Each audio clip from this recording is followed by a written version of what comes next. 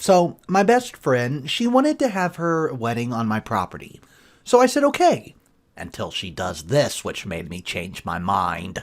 I'm a 29-year-old male, and one of my best friends, Carla, is 31 female and is getting married soon. It's only meant to be a small backyard type of wedding, but they've been planning it for a few months now. And originally, it was supposed to be on my property. They wanted it because, well, it's private, has lots of open space for a reception, a nice view, and the house could be used for them to get ready and stuff. Of course, I said yes. She and her fiancé Rick were very happy. Thing is, Carla and I do have a history. We went out and did a little off in college, but decided to stay friends. Then I met my wife, we got married. Carla met Rick, and now here they are. Now, my wife knows I went out with Carla back in the college days, and she doesn't care. Carla still went to our wedding and everything. I never knew if Rick was told or not. It's not my relationship, therefore not my business to say anything, so I never did. Well, Rick found out recently, and not in the best way. Not sure how, but from what I heard from friends, is that one mutual friend told him. No idea why. And he told him we used to date.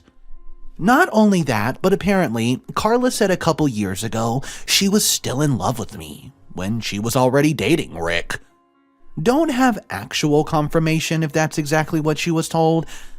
All Carla's told me is that Rick was told about her past and he's angry at her for never saying a word. It became quite a drama and didn't hear from her for over a month. Until now. She told me they're going to couples counseling and that the wedding's still on. But Rick requested that I don't go. It sucks, but I totally get why he wouldn't be comfortable. Then I asked the obvious question. Where are they going to hold the wedding then? To my surprise, they still want it at my place? Rick said so too. In my mind, I'm going, quote, he doesn't want the guy who dated his fiancée years ago at the wedding, but still wants the wedding at his house? My wife and I are expected to just not be at our home for the whole weekend. I told Carla no. They're going to have to find someplace else since we're not going to simply leave our home to them for the whole weekend. Not only for safety reasons, but it just doesn't make sense. Rick doesn't want me around the house because he's not comfortable, but is comfortable enough to have their wedding at my house? Super weird. They really want their wedding here though, and because of that, I've been bugged by not only her but also Rick and some of the friends, who think I'm being a petty little jerk for not letting them have the wedding here anymore. Honestly, I don't think that I am. It just doesn't make sense at all to have to leave your own place for a wedding we're no longer welcome to. And leaving our home totally vulnerable? Still, being accused of sabotaging their wedding, and Rick believes it's the least I can do after everything. So, am I the a-hole? What's up guys, Mr. Reddito here.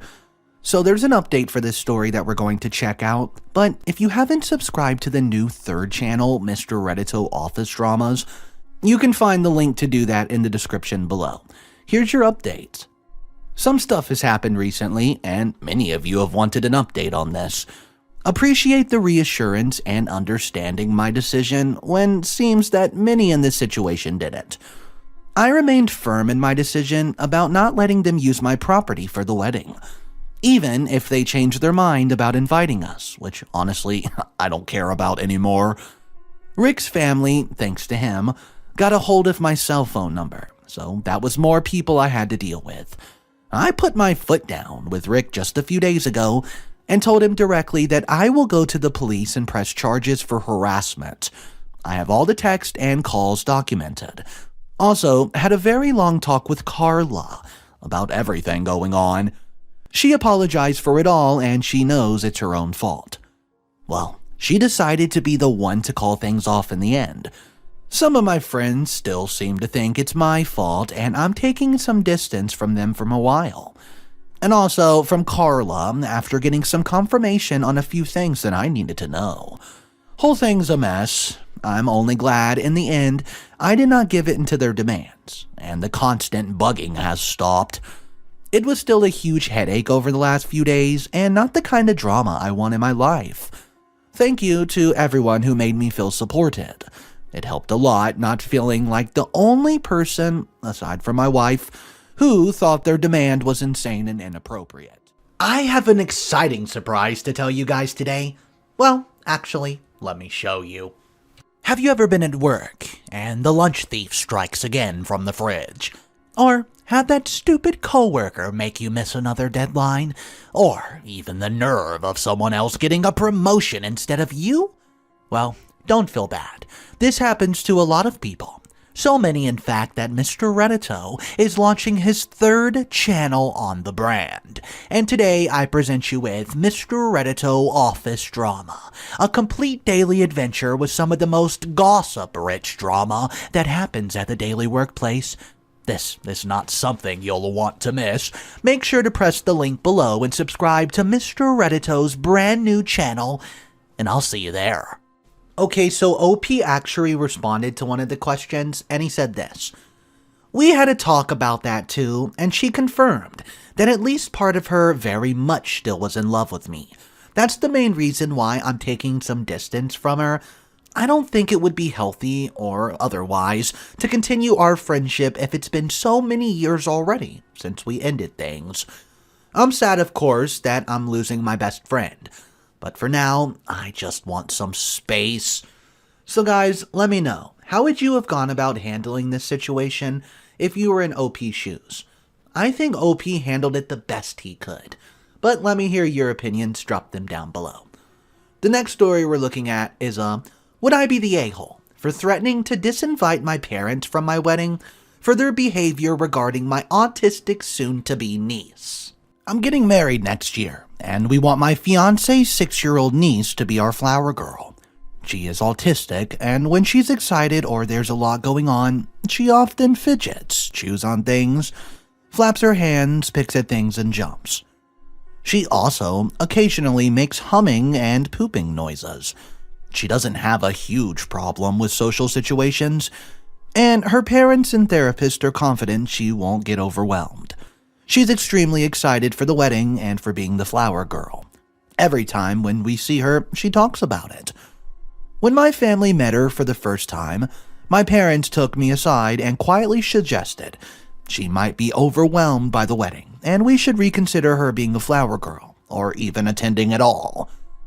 I told them big social events haven't been a problem for her before, and her parents and therapist believe she'll be fine, but that there's a small lounge she can go if necessary. They then admitted that they were worried about her bothering or distracting people with her movements or noises. The words my mom used were annoying and weird. Later, it turned out my dad had also mentioned their concerns to her parents. Her dad had snapped at him, and my dad got mad and using a slur to refer to her behavior. He apologized immediately and said he was just stressed and angry and blurted it out. But I'm appalled he would even think to say that, especially about a child. I told them off for it, and they haven't said much about it since. Apart from the occasional, we do think you should reconsider. However, her parents are very involved in helping us plan, so we see her a lot, and whenever she starts making noise, my parents tell her to try and do it quieter. I've caught my mom telling her not to flap her hands. They just try to justify it by saying they want my wedding to be perfect. They don't want people to be distracted. In one conversation, we were talking about our color scheme, and I mentioned that the flowers we chose for her to carry would match nicely with the chewable dinosaur necklace she wears. And in front of her, my dad said she could not wear the necklace because it was ugly and she looked ridiculous, which made her cry. Her doctors, therapists, etc. have all said that her behavior should not be discouraged, even though I've explained to my parents that messing with her ways of emotional regulation is likely to cause an outright meltdown. They won't stop discouraging her behaviors. We're considering giving them the ultimatum that if they don't stop, I'll disinvite them. It's a drastic thing to do, as I really do want my parents there. They're excited to see their only child get married. They're also pretty stubborn people, and might attempt to continue doing it anyways, but less obvious. At which point, I'd have to actually disinvite them. Would I be the a-hole? Alright guys, Mr. Reddito here.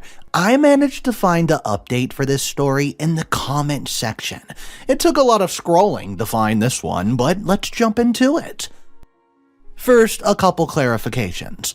My parents are not paying for the wedding. We didn't want them to think that they had any say over our wedding because I know they'd push for a really traditional one, which is not what we want. We're after a semi-traditional vibe, in terms of the fact that we let them around her enough to behave like that. As soon as we realized they were trying to change my fiancé's niece's behavior, we only let them around her under constant supervision. But we realized that wasn't even enough after that dinosaur incident, and they haven't seen her since. We only plan to let them see her again if we're confident they can change their behavior. Also, thank you for the responses, especially to the autistic adults who commented. You've all been so helpful and you helped me figure out a game plan. So, here's what happened. I called my dad, basically told him that my wedding would be perfect if someone falls over while walking down the aisle. My wedding will be perfect if someone has a coughing fit during a toast.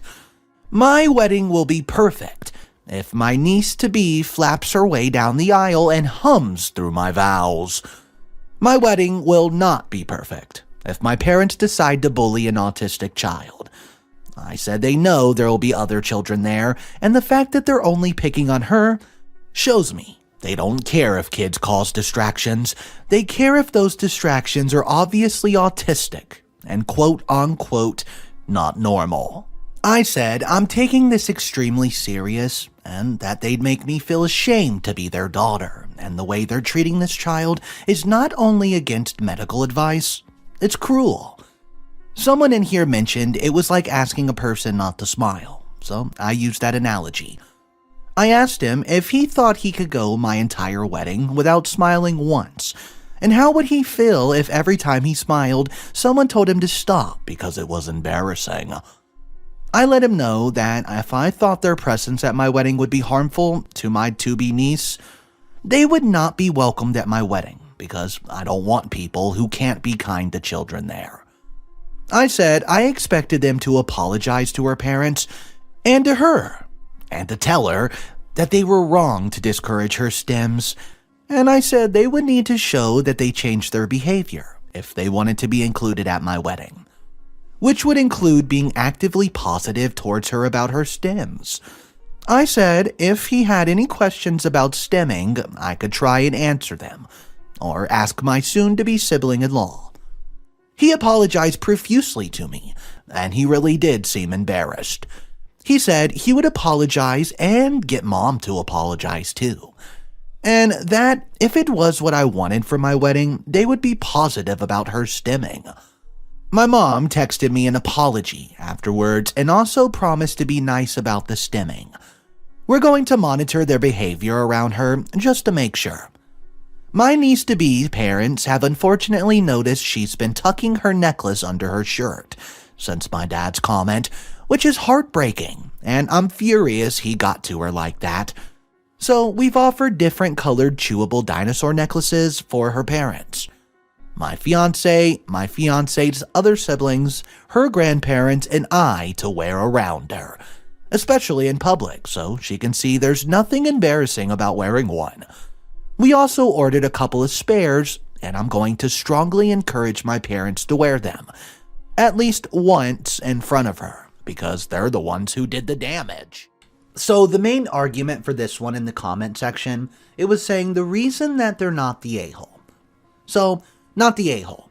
Your parents are actively ignoring therapist, and they think they know better than the therapist and her parents.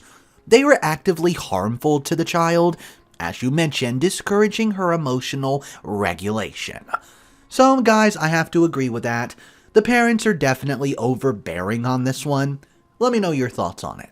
The final story we're going to look at today is titled, Am I the a-hole for not expecting my daughter to pay for her brother/my younger son's wedding after she was disinvited due to the fiancé? Guys, this story is bonkers, and you will not believe your ears. Let's get right into it. I have a son, John. He's 28, and a daughter, Rita, who's 31. And both are on okay terms with each other. Ever since my husband passed away nearly a decade ago, Rita has stepped up in taking care of all of us, financially at least. She's funded a huge portion of John's life and helped him get a job without debt. She's let me live with her in her big old house and is very, very soft-spoken and calm. Recently, John proposed to his longtime girlfriend, Sam. They've begun planning their wedding now. Sam and John have made it clear that they want Rita to help them out financially.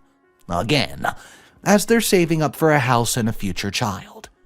Sam has a huge family and everyone they have are very close relationships, so they've already cut down on the guests from John's side.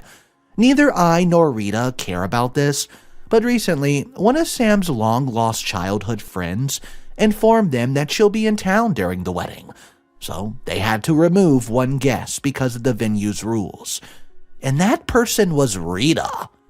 Sam told John and John told me that she doesn't want Rita to be there because, well, they're not very close.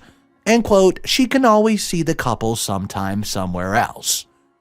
I was rude and questioned her as to why they're removing someone who's helping them out, to which she was replied with, I don't like how she's butting into John's life. And quote, that childhood friend is more likable. Rita, she's understandably hurt, and told the couple that she won't be paying a dime for the wedding, and even went as far as planning a trip on the same date with her friends. Now John and Sam are yelling at me, saying I've spoiled her and made her into an egoistic loser. But Rita's already given them an engagement and a wedding gift, apart from the funding, so I told them she's done her part, and the childhood friend could cover the expenses. Sam's mad and is threatening to go no contact. Am I the a-hole? Okay, so this comment got a lot of attention. Here it is. Not the a-hole. Who removes their sister from the guest list to make room for their fiancé's friend? Seriously, that's a massive a-hole move. Why should they still expect her to pay for their wedding when she's not even invited? This is so ridiculous, I question whether this is even a real post. So that leaves me to it, guys. Drop in the comment section, fact or fiction, if you think this story was real or not. I hope you have an amazing day. I hope to see you in the next videos, and you can check out my other channels in the description below. That's Mr. Reddito Stories, Mr. Reddito Animated, and Mr. Reddito Office Dramas. I'll see you guys later.